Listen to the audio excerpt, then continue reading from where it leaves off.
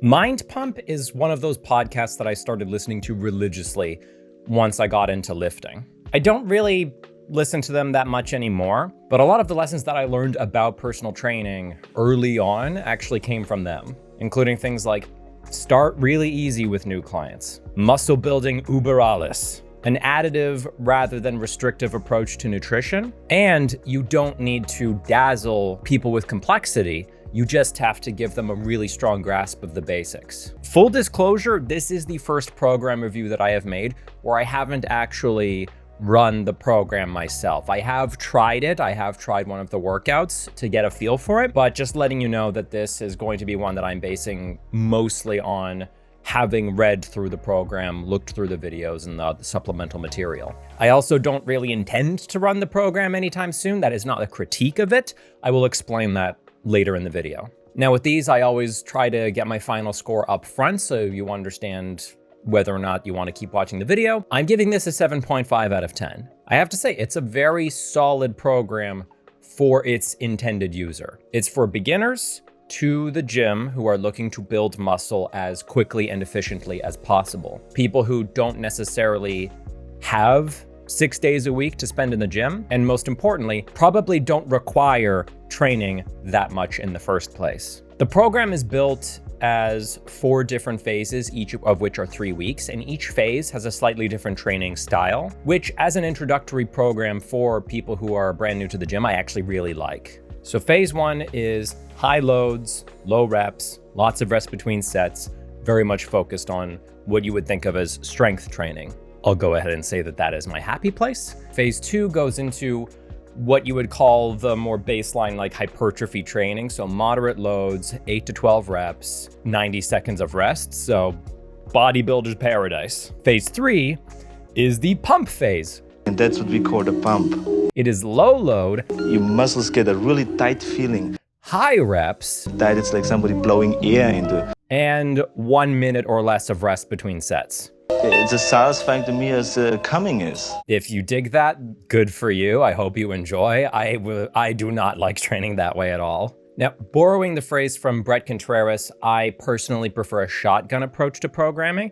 So every session of training will feature high load work, moderate load work, and light load work. So you're doing a variety of rep schemes within the training session. Part of this is because you don't really know necessarily until you spend like years experimenting which of these things you're most likely to respond to.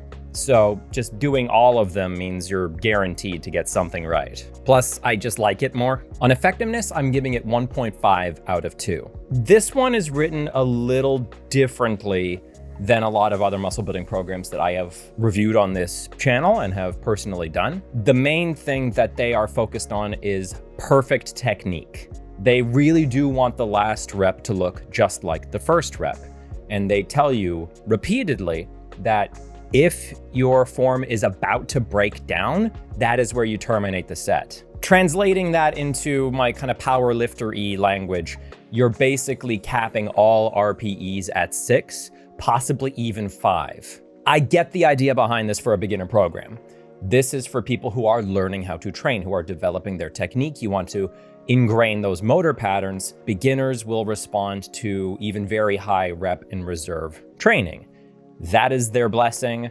We may as well use it. Training hard enough is hard enough. And also, frankly, if you are beating yourself into a pulp and getting sore for days afterwards, it might make you less likely to go to the gym again. So we want the gym to be a habit that you are comfortable adopting into your day-to-day life. I get it. It makes sense. If you're an intermediate trainee, you may want to push a little bit harder on most of your working sets. But if you're an intermediate trainee, this program isn't for you anyway. The rest time for most of the programming, apart from that strength phase where you're told to rest for up to 3 minutes, will be like 90 seconds in phase 2 and 60 seconds in phase 3. For me, that is not enough, but I can see how it would work, especially having now tried a workout from phase 2, where yes, I capped all of my rest at 90 seconds for the first time in a very long time, but because I was capping all of my sets at RPE 6, I did find that I was able to come back with a similar level of effort set to set. And especially if you're a beginner and those loads that you're using are already pretty light, that also adds to the fact that you can probably do these as repeated bouts without fatiguing so much that you're not able to replicate that effort. And with those lower rest times, you can cram more volume in each session. So even if you're only coming 2 times a week, the fact that there are this many sets, there's like 9 different exercises for 2 to 3 sets each, you are going to be getting sufficient volume to be creating a hypertrophy stimulus. Which brings me to one of the other prominent features of the program, which are the so-called trigger sessions. The trigger session is something I haven't really seen from other hypertrophy training coaches, really in any context. But the explanation they have offered for it elsewhere, actually, I remember attending a seminar where they were basically trying to sell this as part of their hard gainer package, is that total training volume over the course of the week matters more than the relative intensity of any given set. So you can do these like 10-minute bodyweight band circuits where you're just getting a bit of a pump. I'm like getting the feeling of coming in the gym. I'm getting the feeling of coming at home. I'm getting the feeling of coming backstage when I pump up. And that will theoretically provide a little bit more stimulus, a little bit more of a dose to keep the anabolic signal going. The example that they used in the seminar was of a mail carrier with giant calves because he just walked with loads everywhere that he went. There is logic behind it. Since there aren't really controlled studies that I'm aware of on this type of training, I can't remark on whether or not it's effective. If you're going to run these programs, I would treat these trigger sessions as an optional feature if you're someone who likes to get a quick pump. So I'm coming day and night. At the beginning of your day to get your energy up, or in the middle of your work day just to get out of your chair and get moving. I don't see a reason not to include them. But if you don't enjoy doing this, if that's not something that speaks to you, you can skip it and you'll probably get very similar results. The exercise selection itself is really solid, although the sheer number of shrugs is unusual. I'm not saying bad, I just don't know if I think they're as necessary for a beginner trainee as most of the other major movements that they include. Who doesn't like the idea of getting yoked? It's fine. It's not a big deal. And no, I'm not doing 30 to 100 reps of decline sit-ups, you freak. Just put something on your chest. If you're able to crush 30 decline sit-ups easily with your body weight, that is already kind of freak status if you're keeping your form strict. So the idea of just adding more and more reps to me sounds like absolute hell. For usability, 1.5 out of 2 again. They have this built-in plug for MAPS Prime for handling warm-ups, but at least they make it clear that is optional. This MAPS Prime program is basically a way of giving yourself a custom warm-up before your workouts, essentially. But they do identify that the easiest and simplest way to warm up is just to do lighter sets to ramp up to your working weight, which is exactly how I warm up and how I advocate for all of my clients to do it. Most people are going to be just fine just grabbing an empty bar and doing their warm-up work with that. The workouts are 9 exercises of 2 to 3 sets each, like I mentioned before. The way they seem to keep the workouts from ending up as 2 hours long as a result is with these very condensed rest intervals that I talked about. Having tried this now for myself, I was able to clock my workout in at just over 1 hour. I was able to really quickly boogie between exercises, fortunately. It wasn't that crowded in the gym. I was pleasantly surprised that I was able to do all of these sets within that time period and get myself back out of the gym.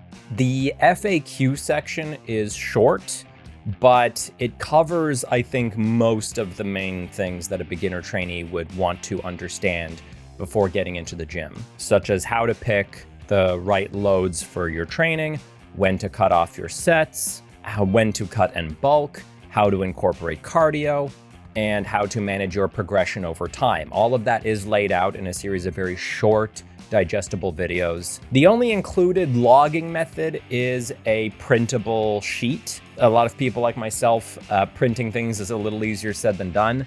You've always got the Notes app. You can take a picture of it. It's fine. Would be nice to have a digital logging method sort of built in, like a spreadsheet, but it's not that big of a deal. That coffee got cold during setup.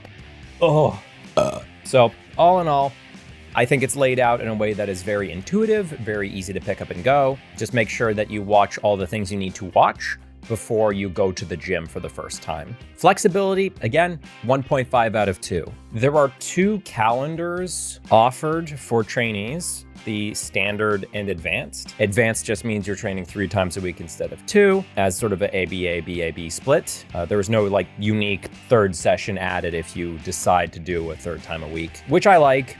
Repetition and practice are important for beginners. It's something that they have been very consistent about in their messaging, so I'm glad to see that actually being implemented here. There's also an at-home variation for if you do not have access to the equipment that is listed. Most of the exercises, by the way, are free weights, so even like a garage gym will be able to do the majority of what is written into the program without needing any specialized machines.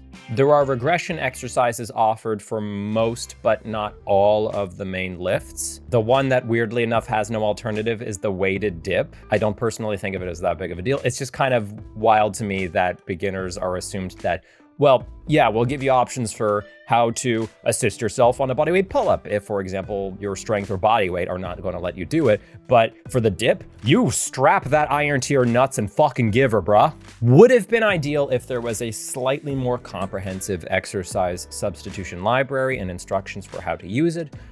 But as it is, I think most people are going to be able to figure all of this out just fine.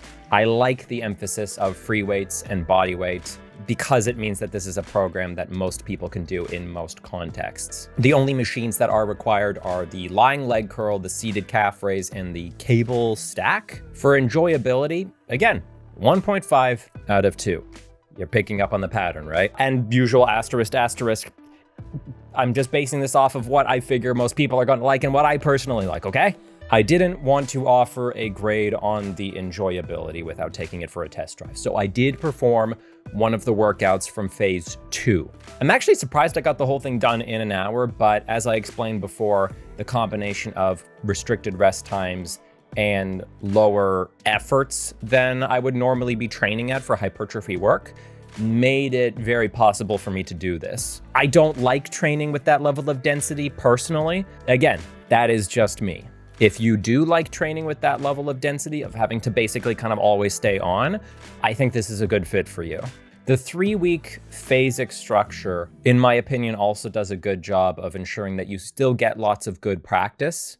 By the end of that 3rd week, you should feel pretty adept at most of the main movements and the style of training that phase included. And the exercises generally stay the same across all of the phases.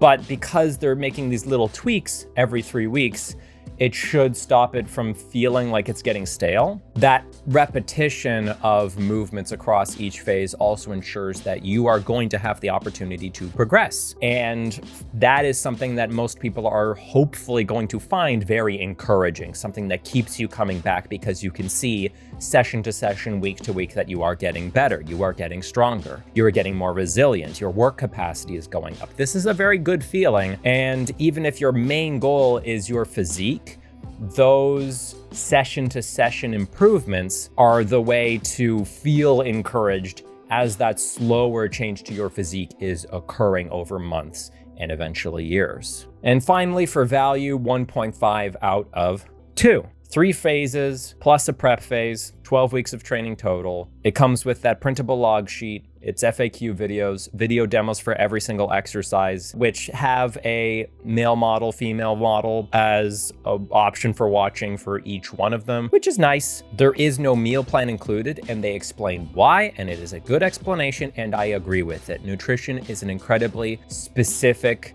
personal thing.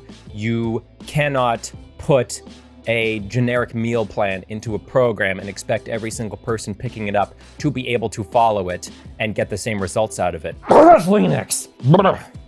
As a consumer tip, just don't buy any MAPS products at a la carte at full price. Every single episode of their podcast, which they publish 3 times a week, will have a discount code in the description for one of their bundles or programs. Also, they have bundles and discounts sort of built in For example, I actually got this as a BOGO, Maps Anabolic and Maps Starter. They tend to have these bundles of programs that go well together, offered at a good enough discount that it doesn't really make any sense to buy them just one at a time. So I've got a little bit of a surprise for you here. I'm giving you a free program. This one is based on the ideas of what I believe Maps Anabolic is basically going for, a beginner program for people who are new to the gym, who want to build strength, who want to build muscle.